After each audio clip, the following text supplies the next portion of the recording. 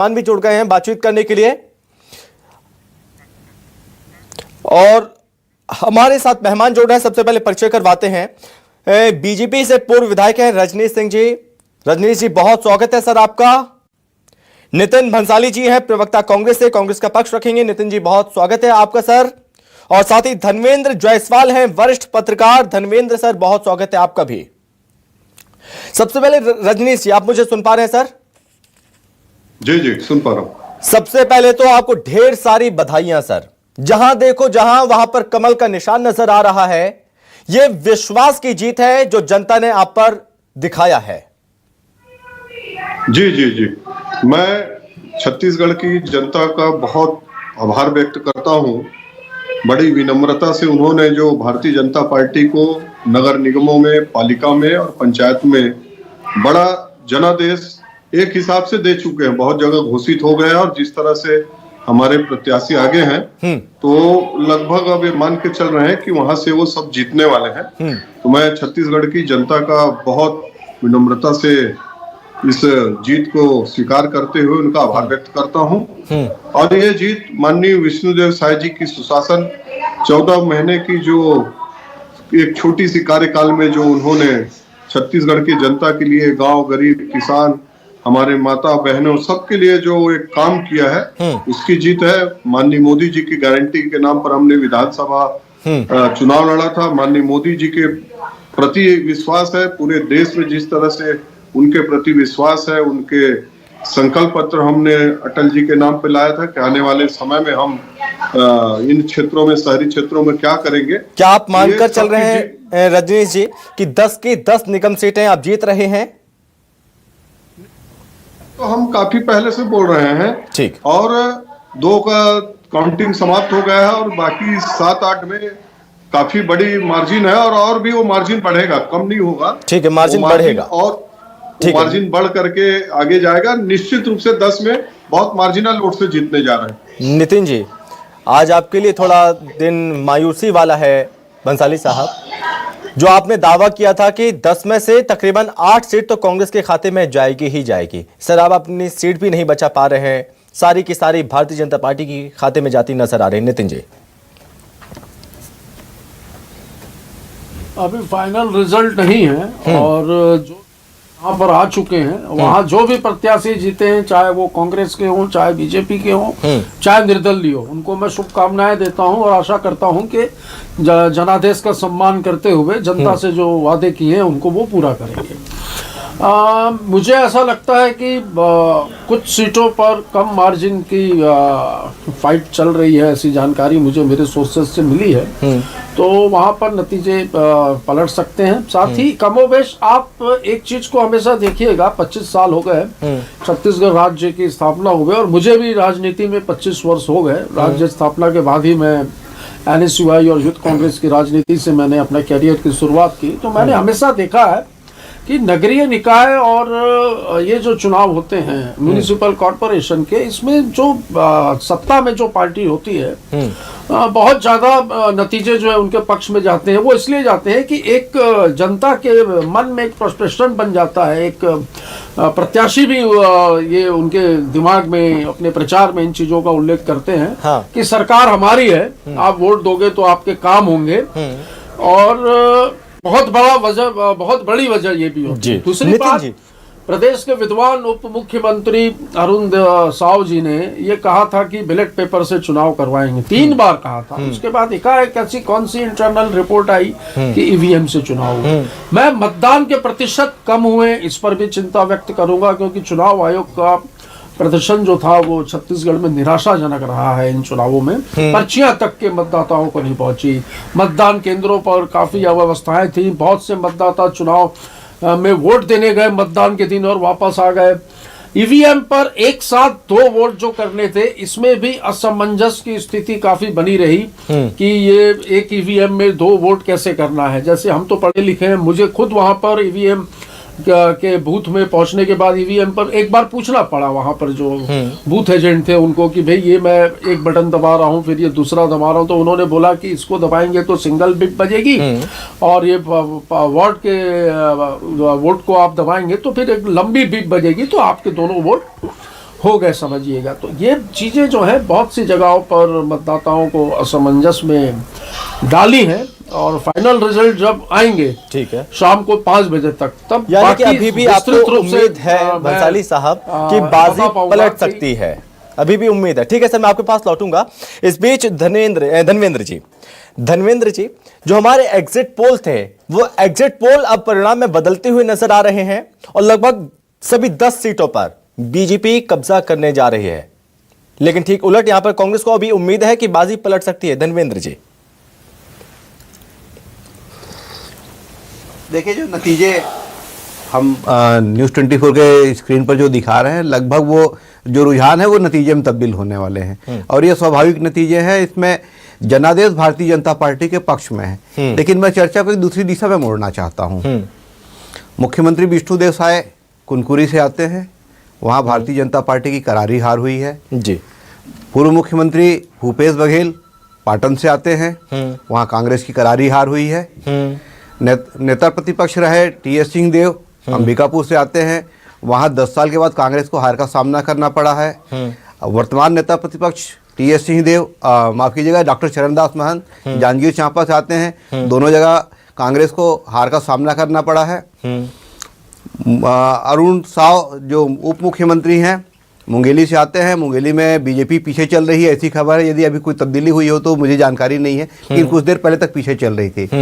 Doctor Raman Singh विधानसभा के अध्यक्ष हैं, वो राजनांदगांव में वो अपनी जगह पर बीजेपी को बचाने में सफल रहे हैं। उप मुख्यमंत्री विजय शर्मा कवर्धा से आते हैं, वहाँ वो बीजेपी को बढ़ा दिलाने में कामयाब रहे हैं। तो कमोबेश ये देखा जाए तो जो तमाम दिग्गज नेता हैं अपने इलाकों में अपनी सीट नहीं बचा पाए हैं, इसमें ज़्यादातर कांग्रेस के लोग हैं।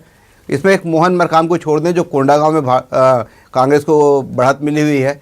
भारतीय जनता पार्टी के जो प्रदेश अध्यक्ष हैं और किरण देव, वो जगदलपुर में भाजपा को बढ़ा दिलाने में कामयाब हुए हैं। तो मोटे तौर पर ये देखें, तमाम जो दिग्गज हैं जो प्रदेश की राजनीति में अपना दखल रखते हैं, प्रदेश की राजनीति को संचालित करते हैं, वो तमाम नेता अपने अपने निर्वाचन क्षेत्रों में चुनाव हार चुके हैं। ठीक है सर, धनवेंद्र जी, मैं आपके पास लौटूंगा सर। मैं आपके पास कारण क्या रहे विष्णु के नेतृत्व पर जनता ने विश्वास जताया है, ये सबसे प्रमुख कारण रहा, क्योंकि 13 माह सरकार और जनता ने पूरा भरोसा दिया है।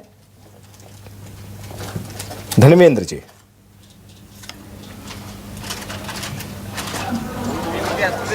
को सहायता से स्वीकार कर लेता है तो ये वो साधुवाद के पात्र हैं। वो राजनीति के दांव-पेच को समझते हैं, राजनीति के तासीर को समझते हैं, और राजनीति में एक राजनेता को किस तरह व्यवहार करना चाहिए ये उनसे बेहतर समझ रखने वाले नेताओं की संख्या बहुत कम है। बहुत बेहतर समझ वाले राजनेता हैं। तो उन्होंने जो जिस तरीके से हार को स्वीकार किया है ये काबिले तारीफ है। दूसरी बात, आपने कहा कि जो नतीजे आए हैं ये स्वाभाविक नतीजे हैं छत्तीसगढ़ के लिहाज से। हमने चुनाव के पूर्व के तमाम समीक्षाओं में अपन ने ये कहा था कि छत्तीसगढ़ की जनता उसके साथ जाना पसंद करती है जो राज्य की सत्ता में काबिज हो। पिछली बार कांग्रेस सत्ता में थी, अधिकांश नगर निगमों में, नगर पंचायतों में, नगर पालिकाओं में उनके पास ज़्यादा जीत करके आए, उन्होंने अपना अध्यक्ष और सभापति निर्वाचित किया था। इस बार भारतीय जनता पार्टी की प्रदेश में सरकार है, बीजेपी ने ट्रिपल इंजन का नारा दिया था, ट्रिपल इंजन के नारे के साथ प्रदेश की जनता ने जाना स्वीकार किया है। स्वाभाविक जनादेश है, इसमें किसी भी तरह की धांधली का आरोप लगाना, गड़बड़ी का आरोप लगाना या मैनिपुलेशन, ये तमाम चीज़ें चुनाव में चलती रहती है। लेकिन जब आज नतीजे आ गए हैं तो इन सारी चीज़ों का कोई औचित्य नहीं रह गया है। एकदम साफ तौर पर जनता ने ये बता दिया है कि वो भारतीय जनता पार्टी के साथ जाना चाहते थे। इसके पीछे एक बड़ी वजह ये होती है कि प्रदेश में जिस दल की सरकार होती है उसी दल का निगम में परिषद हो, नगर पालिका में परिषद हो या नगर पंचायत का अध्यक्ष हो, तो उनके जो काम है वो आसानी से होते हैं। जो वायदे सत्ताधारी दल ने किए हैं उसको लागू कराने में आसानी होती है। छोटे मोटे जो विकास के काम होते हैं, सड़क, बिजली, पानी, नाली, गली, ये सब काम जो होते हैं सत्ताधारी दल का अध्यक्ष होता है तो आसानी से करा लेता है, उसको अधिकारियों का सहयोग भी मिलता है। और फिर भारतीय जनता पार्टी ने अपने घोषणा पत्र में जो वायदे किए हैं ये उनके लिए एक बड़ी चुनौती है। भारतीय जनता पार्टी ने जो वायदे किए हैं अब उनको पूरा करने की चुनौती उनके सामने है। अब देखना ये होगा कि वो अपने घोषणा पत्र को लागू करने में कितनी तेजी दिखा पाते हैं, उसके लिए क्या उनके पास रोड मैप है। ठीक है, लेकिन रजनीश जी, जो रुझान पहले सामने आ रहे थे वो रुझान के आंकड़े अब नतीजों के आंकड़ों में परिवर्तित होते जा रहे हैं, लेकिन अभी भी कांग्रेस का ईवीएम का जो ठेकरा है वो अभी भी आप पर ही फोड़ रही है। वो कांग्रेस विपक्ष में है, उनको कुछ न कुछ बहाना तो ढूंढना है।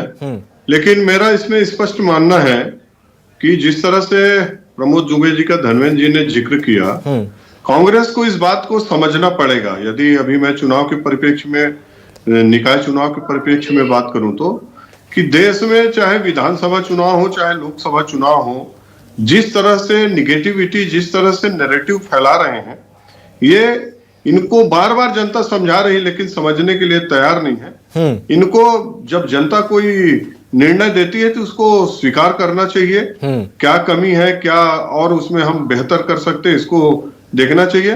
भारतीय जनता पार्टी हमारे भी हैं, तो उस जनादेश को बहुत विनम्रता से ठीक है, लेकिन इस बीच जीत की तस्वीरें भी सामने आ रही हैं सर। उन जीत की तस्वीर को भी देखना जरूरी है कि देखिए किस तरह से बीजेपी के पर आरोप प्रत्यारोप लगाते रहे।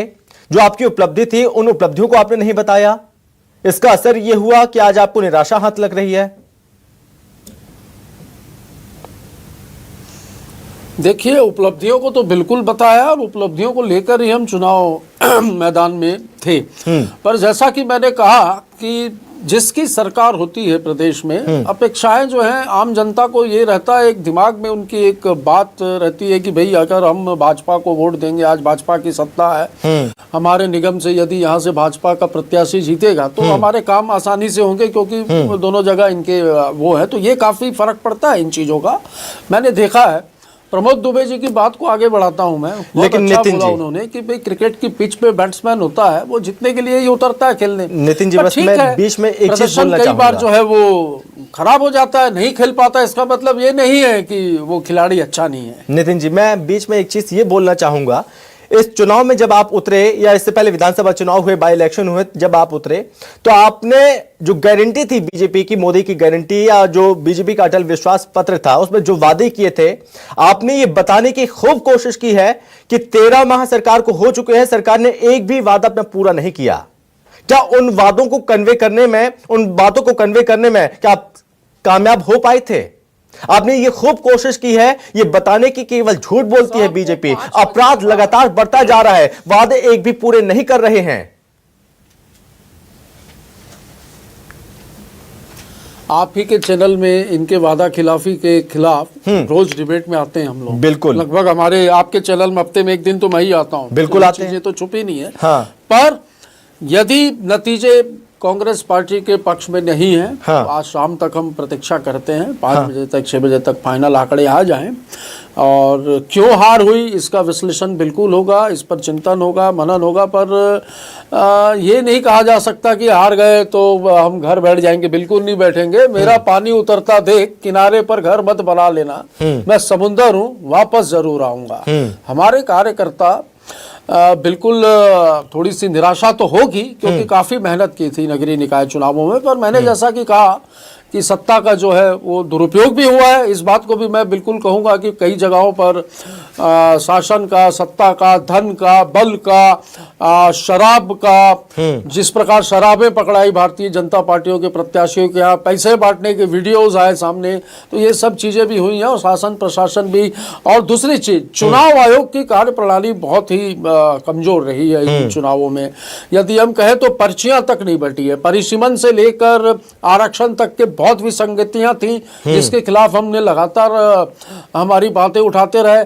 वोटर्स को यही नहीं पता था कि परिसीमन के बाद उनका बूथ कौन सा है, उनको कहां वोट देना है, किसी प्रकार की कोई जानकारी नहीं थी। साथ ही मतदान केंद्रों में ईवीएम के खराब होने के बाद बहुत से वोटर जो हैं, मुझे लगता है हजारों की तादाद में नहीं, लाखों की तादाद में मतदाता वापस चले गए, जिन्होंने वोट ही नहीं दिया, क्योंकि वहां पे ईवीएम खराब हो गई थी। तीसरी चीज मुझे जो एक समझ में आ रही है कि एक मशीन में, आपकी ईवीएम में 2 वोट करने थे, तो 2 वोट करने वाला भी जो एक असमंजस था, लोग समझ नहीं पा रहे थे उसको कि किस प्रकार वोट करना है, तो उसमें भी काफी विसंगतियां हुई हैं। और यदि हार रहे हैं तो ठीक है भंसाली साहब, लेकिन चिंता और चिंतन मनन की बहुत ज्यादा जरूरत है, समीक्षा की जरूरत है। हार के पीछे की वजह क्या रही है ये जानना बहुत ज्यादा जरूरी है। लेकिन इस बीच कुछ अपडेट सामने आ रहे हैं, मान हमारे साथ लगातार बने हुए हैं। भंसाली जी, मैंने ये तमाम चीजें बताई, लेकिन सर आपने कहा चिंतन की जरूरत है, समीक्षा होगी, ठीक है, लेकिन अब इस हार के बाद क्या आपको लगता है कि बदलाव की जरूरत है संगठन में?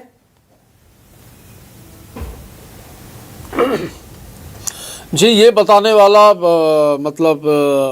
अधिकृत नहीं हूं मैं ये बताने के लिए। ये पार्टी के अंदरूनी मामले हैं। जीत और हार पर जो है एक एक सीट पर चिंतन मनन मंथन होगा कि भाई जहां पर हम जीत रहे थे वहां पर भी क्यों हारे, और जहां हार रहे थे वहां जीत भी गए। कुछ निर्दलियों ने भी समीकरण बिगाड़े, ऐसी बहुत सारी जगहों पर ये भी सामने आ रहा है। तो इन सारी चीज़ों को देखा जाएगा, समझा जाएगा। पर हम तो अंग्रेजों से लड़कर देश को आज़ाद कराने वाली हमारी पार्टी है, तो ये हार जीत से हमें फर्क नहीं पड़ता। ठीक है, हर हार से कुछ न कुछ सीखने को मिलता है, तो जरूर इससे भी कुछ सीखेंगे और बेहतर करने का प्रयास करेंगे। ठीक है, धर्मेंद्र जी आप मुझे सर समझाइए, जो महिलाओं को लेकर बीजेपी ने प्रत्याशी चुने, मैदान में उतारे, आधी आबादी का फैक्टर यहां पर कितना कामयाब हुआ?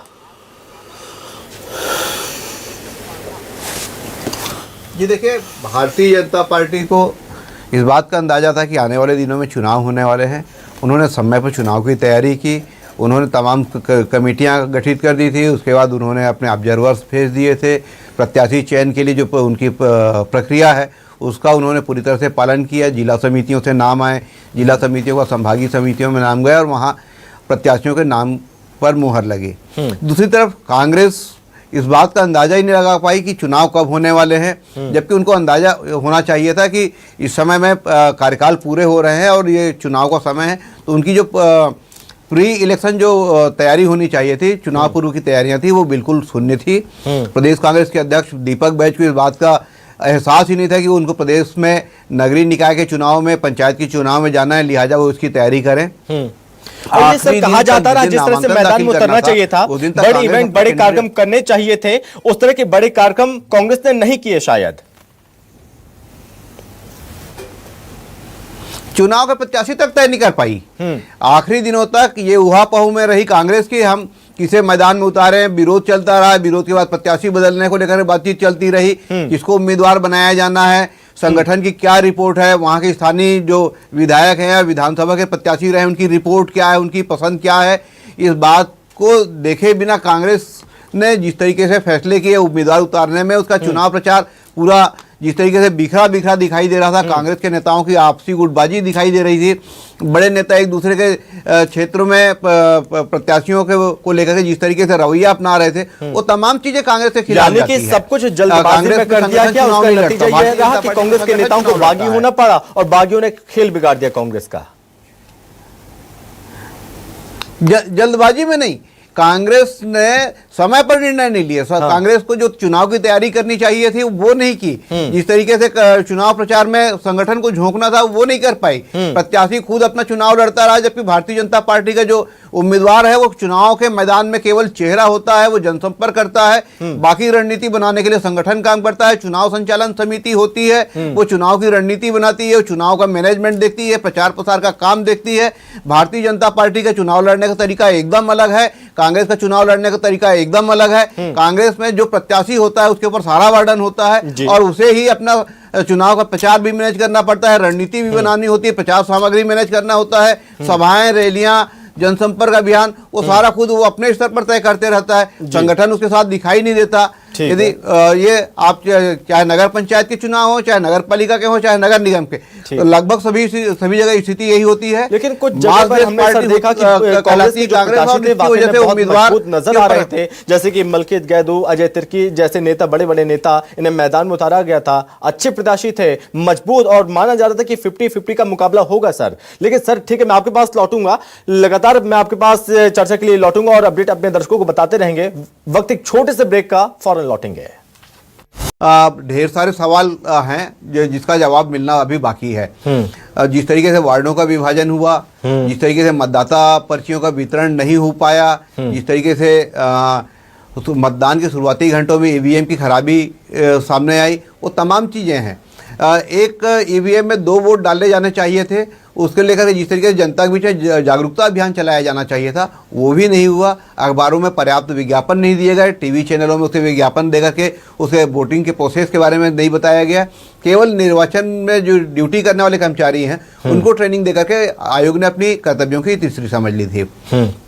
जहाँ तक आपने जो सवाल किया कि कांग्रेस जहाँ लंबे समय से काबिज थी वहाँ कांग्रेस को हार का सामना करना पड़ा है, इसका सबसे बड़ा उदाहरण अंबिकापुर है, जहां डॉक्टर अजय तीर की एक लोकप्रिय मेयर माने जाते रहे। 10 साल तक वो मेयर रहे।